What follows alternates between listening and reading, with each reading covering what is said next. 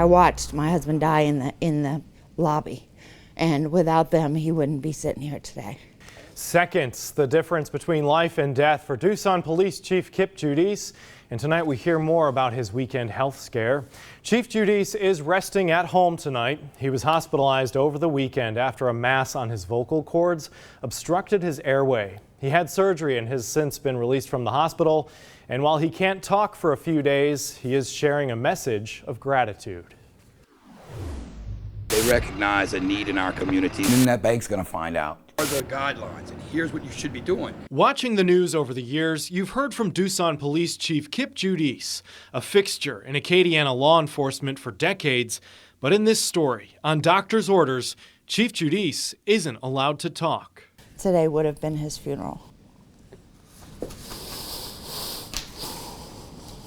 It started Saturday when Chief Judice and his wife Susan were getting ready for a wedding. He couldn't breathe. There was no air coming in or out. Trained as an EMT, Susan knew she had to get him to the ER and fast. She drove him herself the 3 miles to the Our Lady of Lourdes ER in Scott. You said you saw him die? He was, when you see someone dead, you know they're dead. Inside, doctors and nurses got to work. It was a superior team effort. I spoke with Chief Judice's physician, Dr. Michael Odenay, who says the standalone ER's location in Scott likely saved the chief's life at a moment when time was so precious to get the chief breathing again. We were counting the seconds and not minutes because we knew we didn't have much time.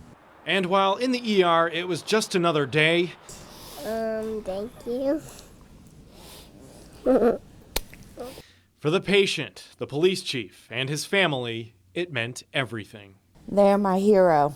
They care, and they showed it. As for the prognosis, the Judices are awaiting the results of a biopsy. They are hopeful for the best.